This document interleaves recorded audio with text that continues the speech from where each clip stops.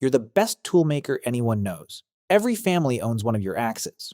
Some people own two. Today, you need food. So you walk over to the farmer. You hold up your best axe. He looks at it. He looks at you. I've already got three. That's it. Conversation over. You walk home, still holding one of the most valuable things in the entire village. Still hungry. Congratulations. You are rich. You are also starving. And there's nothing wrong with your axe. There's nothing wrong with his food. Everybody in this situation has something good. The axe is useful. The food is useful. The trade isn't. Nobody's wrong. Now, stretch this out. Not just you, not just today. This exact moment, the good trade that can't happen, was happening constantly. Every village, every season for most of human history. You'd think somebody eventually invented money. They didn't. At least, not intentionally. Nobody sat down one day and said, let's invent money. That's not what happened. A few people just got tired of walking home hungry. That's the whole beginning. And somehow, from one awkward conversation, you get coins, then banks, then governments, then taxes, then stock markets, then the number on your phone. That represents your entire life's work. All because one farmer looked at an axe and said, I've already got three. So here's the question that should actually bother you. How does one awkward conversation end up controlling almost every decision you make? We're going to find out, but we're not doing it the boring way. No dates, no lectures, no, let's discuss the economic implications of the agricultural revolution. We're doing this the way it actually happened, one frustrated person at a time. Along the way, you're going to meet a king who accidentally invented inflation, an empire that printed itself into ruin, a guy who got rich purely by being too lazy to walk to his own basement, and one Sunday night in 1971 where the entire planet's money quietly stopped being real, and almost nobody noticed. But we start small, painfully, stupidly small, because before there was money, there wasn't even barter. At least, probably not the way you think. Here's the version most of us were taught in school. Cavemen traded stuff directly. You had fish, I had shoes, we swapped, everyone went home happy, the end. Cute story. One small problem, nobody's ever actually found a society that ran that way. Anthropologists have looked, genuinely looked, combed through history, hunting for a culture built on strangers randomly bartering fish for shoes as its main economy. They came back empty-handed, which is one of those, wait, what? Facts that quietly rearranges everything you thought you knew. If it wasn't barter holding early communities together, then what was? Turns out it was something way weirder, and honestly, kind of beautiful. Memory. Picture the same village. The farmer gives the toolmaker some grain today, not for an axe, not for anything specific, just because that's what you do. And somewhere in the back of everyone's mind, there's an unspoken understanding. The toolmaker owes him one, someday, somehow. Nobody writes anything down. Nobody signs anything. The whole system runs entirely on people just remembering who did what for who. Honestly, trust was the first currency anyone ever used. Long before metal, long before coins, long before your bank app, humans were running an economy on nothing but I'll remember and so will you. And it worked. It genuinely worked for generations in small communities where everybody knew everybody, which is exactly the problem. Because one day a stranger shows up. Someone from a valley you've never seen. Someone you will never ever see again after today. And your reputation means nothing to him. His memory of you doesn't exist. The entire invisible ledger your whole village has been running on for generations just stops working instantly, like losing signal the second you cross a border. This right here, not barter, not, ugh, I have too many cows. This is the actual birth problem of money. How do you carry trust to someone who will forget you exist the moment you walk away? Humans needed something that could carry the trust for them. Something built into the object itself, so you didn't need memory or reputation or ever seeing that person again.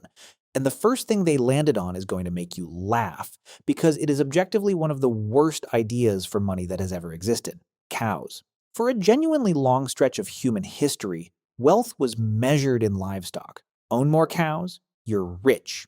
It's actually where our word for money-related, pecuniary, comes from, pecus, Latin for cattle. So somewhere out there, your ancestors were quite literally cattle rich. Somewhere our toolmaker would have looked at that and thought he'd finally won. No more awkward standoffs, just show up with a cow, which sounds fine, until you try to buy a single loaf of bread. Picture this guy, walking up to a bakery, holding a rope attached to 1/5 of a cow. That's the transaction. That's what he's offering. I would like 1 loaf, please. Here is 20% of an animal. Turns out, cows make fantastic status symbols and genuinely terrible wallets. You can't split them evenly. You can't carry one in your pocket. And this part really is not a joke. Currency that can die of old age is a design flaw. So the trade problem got solved. And an even funnier one got created immediately. How do you make change out of a cow? The fix was sitting right under everyone's feet the whole time. Metal. You can cut it, weigh it, split it into precise identical little pieces. Way better than livestock. And chasing this exact problem, how do we track value precisely? Humans stumbled into something way bigger than money. They basically invented accounting. But before the metal came the mess. Because the same problem that stalked our toolmaker back at the farmer's door was about to show up again wearing a different costume. Picture a farmer one bad season handing a neighbor a sack of grain to get his family through winter. No note, no witness, just an understanding. Months later, he comes to collect. The neighbor shrugs. I never borrowed anything. There's no proof. There's no witness. The favor just evaporates. Memory built the whole system. And memory, it turns out, is the easiest thing in the world to lie about. So, a temple scribe in ancient Mesopotamia starts pressing little marks into wet clay. Who owes what to whom, and exactly how much. Not a story, not a myth. A receipt that can't be argued with. This is genuinely one of the earliest record-keeping systems in human history. A 5,000-year-old bank statement made of mud. And here's the detail that should mess with you a little. Some of these tablets recorded debt so seriously that if you couldn't pay it back, you could actually be sold into servitude to settle it. Debt wasn't just a financial idea back then. It could cost you your freedom. Also, small fun detail, the word shekel, which sounds like ancient currency, actually just meant a unit of weight. People were literally putting silver on a scale for every purchase. Imagine paying for groceries with a kitchen scale. Every single time. Which, if you think about it for 2 seconds, is exhausting.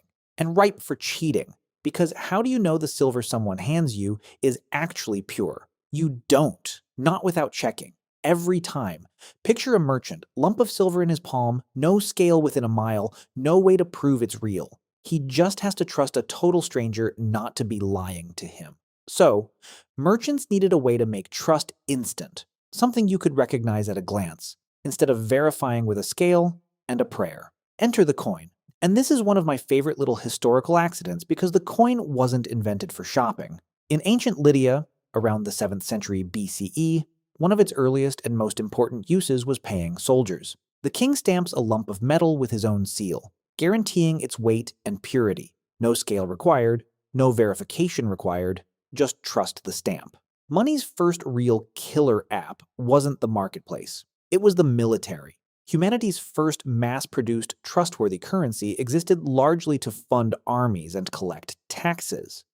Funny thing about the birth of honest money, it wasn't born in a marketplace. It was born on a payroll. Also, early coins didn't even have numbers on them.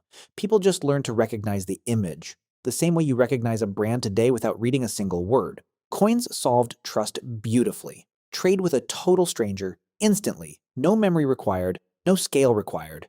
Genuinely elegant. But it created a problem nobody saw coming. Now, one person, the king, controlled the entire definition of what trustworthy money even looked like. And if there's one thing you can count on throughout history, it's this. Give one guy total control over trust, and eventually he's going to cheat. Picture a king mid-war. Treasury's basically empty. He needs to pay his soldiers today, but there isn't enough real silver left to make honest coins. So he doesn't raise taxes where people might notice. He does something quieter. He orders the mint to secretly mix in cheaper metal. Same stamp, same face value, looks completely identical. Roman coinage is the wildest example of this. Over a few centuries, silver content collapsed from nearly pure down to a small fraction of what it used to be. Same coin, same appearance, worth less and less every single year while everyone kept using it like nothing had changed. The coin still carried trust. It just carried a little less of it every single year without ever saying so. People eventually caught on, by the way, which is where the whole biting a coin thing comes from. Real silver is soft. Fake silver isn't. So for a solid chunk of history, checking if your money was legit meant literally chomping down on it like a weirdo. The lesson here is almost uncomfortably relevant. Whoever controls the money supply can quietly steal from everyone holding it, and most people won't even notice until it's too late. But even the honest coins had a problem nobody could fix with better metal. They were heavy, slow to count, genuinely dangerous to move in large amounts across an empire. Try carrying enough coins for a huge trade, and you basically need a cart, a literal cart full of metal just to buy something expensive. Solve the cheating problem, and a new one shows up right behind it. It always does. The fix for this didn't come from better coins. It came from getting rid of the metal completely. And it came from the other side of the world. Picture a merchant in Tang Dynasty China, a few centuries later, staring at a cart. Not a cart of goods, a cart of money. Strings of copper coins, coiled and stacked, heavy enough that two men have to lift it. He's got a trade to make 300 miles away, and this ridiculous back-breaking cart is what being rich currently looks like. So he does something almost embarrassingly simple. He walks the coins over to a shop he trusts, hands over the whole cart, and walks out with nothing. A single sheet of paper. That's it. That's the entire transaction. No coins, no cart, no two men lifting anything. Just his name, an amount, and a promise folded into his sleeve. For 300 miles, he carries nothing heavier than a napkin. And at the other end, he hands that paper to a stranger, and the stranger treats it exactly like the coins never left the shop at all. People start calling it flying money, because for the first time in human history, wealth could travel across a country without a single piece of it physically moving. Eventually, the government notices what these merchants stumbled onto, and does something no one had ever done before. The Song dynasty starts printing the paper itself, backing it, guaranteeing it, the world's first government-issued paper currency. Centuries later, when Marco Polo finally sees it with his own eyes, he can barely describe it to the people back home. A piece of paper, just paper, treated by an entire empire as real wealth. It worked spectacularly, right up until it didn't. Because the Yuan dynasty inherited this trick and did the one thing you're never supposed to do with a magic piece of paper, they printed more of it, then more, then a lot more.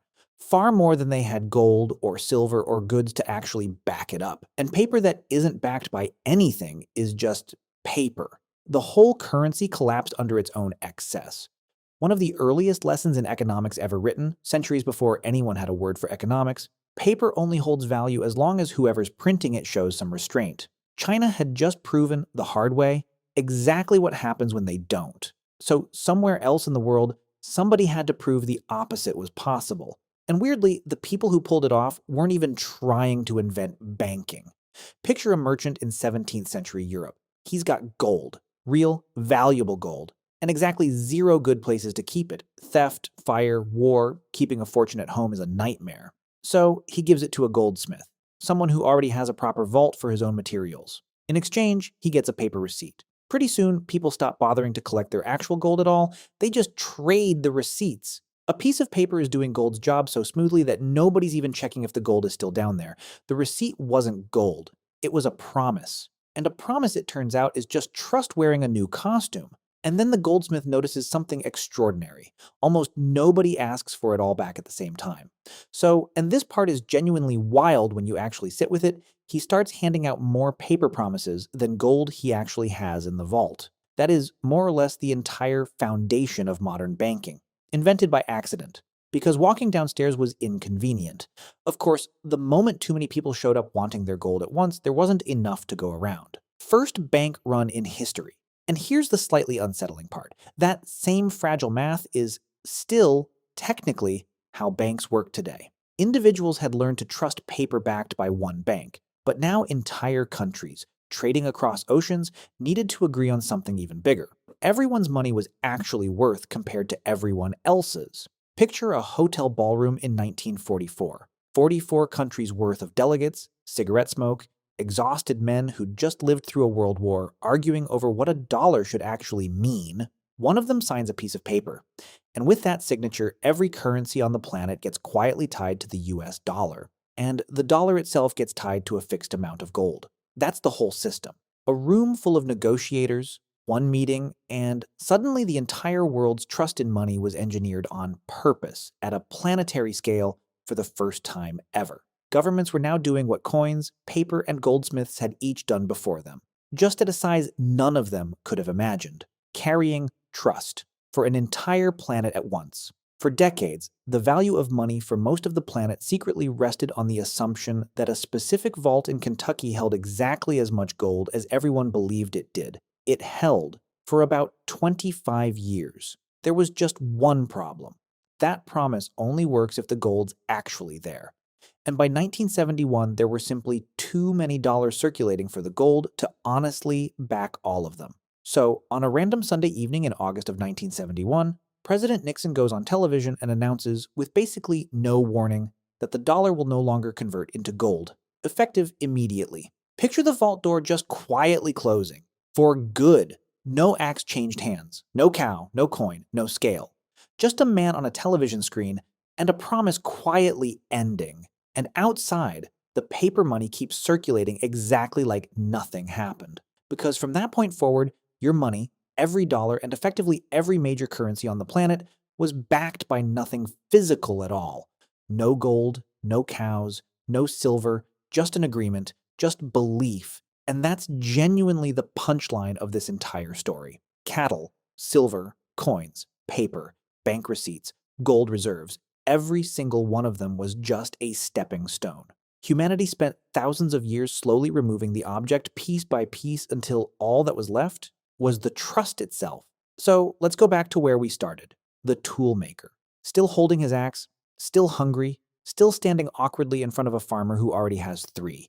He wasn't trying to invent money, he didn't know what money was, he just wanted dinner. But that one small, annoying, deeply human frustration, the moment when something valuable and something needed just couldn't line up, is the actual root of everything that came after. The cow that couldn't be split, the clay tablet that couldn't be argued with, the coin that could be faked, the paper that could fly across a country and then collapse a dynasty, the bank that could quietly lend out gold that wasn't there, the room full of negotiators who tied the whole planet to a vault in Kentucky, the president who, on a quiet Sunday night, let the whole thing float free. Every one of those was the same problem, wearing a new costume. Nobody invented money. Not really. People just kept getting tired of walking home hungry and kept solving it, a little better generation after generation, until the solution became bigger than anyone could have possibly imagined. Which means the next time you look at the number in your bank account, you might want to remember that number isn't really about metal or paper or gold sitting in a vault somewhere.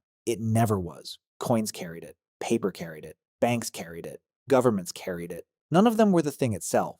They were just costumes it wore. It's just trust, passed down in a slightly different costume for over 5,000 years. And it all started with one guy, one axe, and a farmer who already had 3.